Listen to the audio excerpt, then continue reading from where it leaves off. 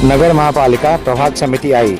सह आयुक्त शशिकांत पाटिल, समाज सेवक गुलाम नैयर साहब के बातों का न जवाब देते हुए उन्होंने कुर्सी छोड़कर दुम दबा के भागा और उनसे क्या क्या जवाब सवाल किया, आप इसमें देख सकते हैं गुलाम नैयर की जुबानी। तोच भाग झालेला आहे। पळताभुई कमी झाली तुम्ही केलेली आहे, काय विषय आहे आणि तुम्ही काय प्रश्न विचारला त्याला?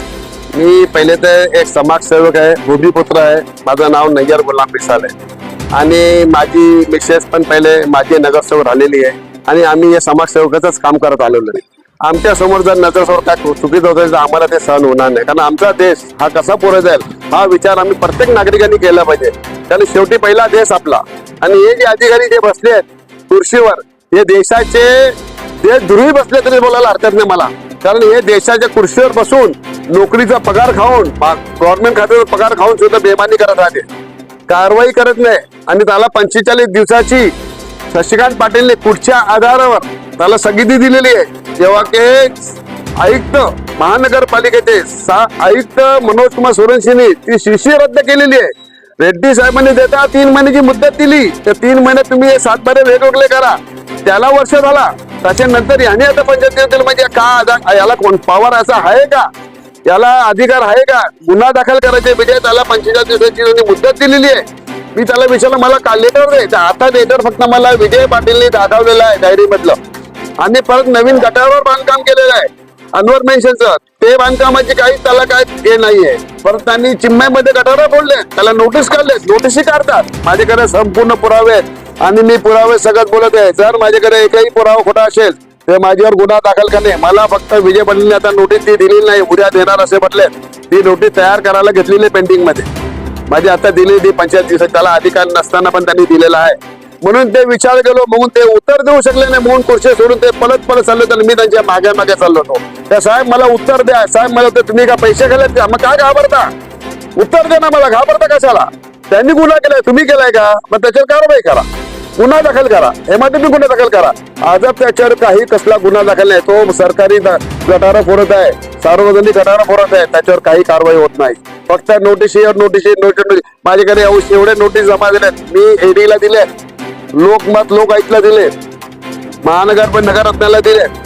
आता याच्यावर काय नगरपालिका काय कारवाई करे मला कळायला मार्ग नाही पाहिजे। 6 आयुक्ताला एवढा पॉवर दिला कोणी, फक्त नोटीस दिलेलं एमआरटीपीचं काय नोटीस काहीच नाही। याच्या अगोदर अलकाने एमआरटीपी नोटीस काढली, ती स्थगिती केली, त्याची ना शहानिशा केली, काय नाही केली, पैशाचा बंडल भेटला, नोटीस संपली। फक्त या सिम्बॉल, हे सिम्बॉल आहे बघा जरा प्लीज, या सिम्बॉलचा काय मान्यता आहे महानगरपालिकेमध्ये काही नाहीये, पण या सिम्बॉलची व्हॅल्यू माझ्याकडे खूप मोठी आहे।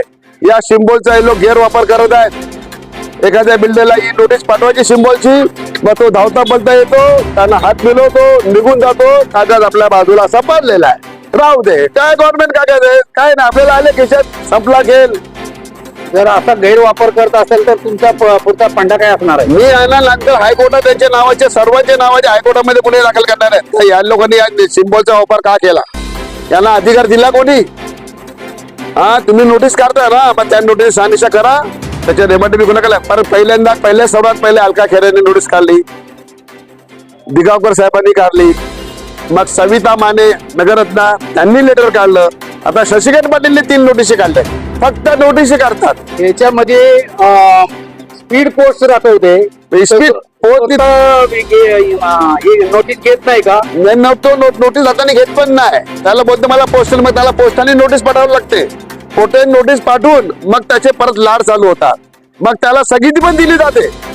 हेच जज, हेच विलन आणि हेच डायरेक्टर, शशिकांत पाटील हेच विलन, हेच डायरेक्टर आणि हेच हिरो, म्हणजे ते आयुक्त वगैरे विरार वगैरे सर्व काही नाही, हेच सांगतो कायदा, म्हणजे हो त्याला पॉवर देऊ शकतो। म्हणजे शिष्य रद्द करणारे कोण? आयुक्त, आणि स्थगिती देणार कोण? शशिकांत पाटील। माझ्या आयुष्यात एवढ्यांदा मी कधी बघितला नाही का वरिष्ठाच्या आदेशाला पालन न करता हा करत असेल, म्हणजे हा काय आहे, म्हणजे हा किती लाभार आहे, हा 420 आहे, मी सर्व सांगतो हा 420 आहे, याने का आधारावर त्याला स्थगिती दिली, त्याला कोणाच्या आदेशाने घेतली त्यांनी?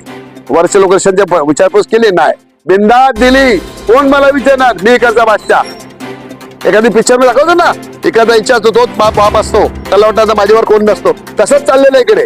तसा त्या महानगरपालिकेमध्ये चाललाय, जो येतो तो आपला बाप येतो. ऐकतो बिकतो कोण नाही, कोण म्हणून तुम्हाला नाही मी ओळखत, कोण ते दीपक सावंत नाही ओळखत. अजित मोरे फोन करतात, दीपक सावंत फोन करतात, तरी कारवाई होत नाही. तो व्हिडिओ व्हायरल झाल्यानंतर वरिष्ठ अधिकाऱ्यांनी आपण काही त्यांच्याशी संपर्क केला या त्यांनी तुमच्याशी संपर्क केलाय का आता? आता काही ना, मला बोललेलं 4 वाजता तुम्हाला मिळेल. मी आलो तिकडे कोणच नाही. उद्या पाटील बोलतात शशिकांत पाटीलच्या सह्याशिवाय आम्ही तुम्हाला काही कागदपत्र देऊ शकत नाही. आता उद्या मी बघणार मला काय भेटते काय नाही भेटते. ते भेटल्यावर मी पहिला विराला जाणार, साहेबांना भेटणार, दाखल बाबा हे असं असं याच्यावर काय करू, मग उद्या तुम्ही मला सांगू नका. त्याला सस्पेंड करा पहिले. त्यांनी लेटर दिलं कसं, स्थगिती द्यायला त्याला पावर दिले. शिशी रद्दचं स्थगिती द्यायला पावर आहे साहेब त्याला. असं मला ते माझ्या तरतूद मध्ये मला नाही माहिती आहे. अशी तरतूदच नाहीये. बाबासाहेब आंबेडकर अशी तरतूदच नाही काढलेली आहे. त्या वरिष्ठांनी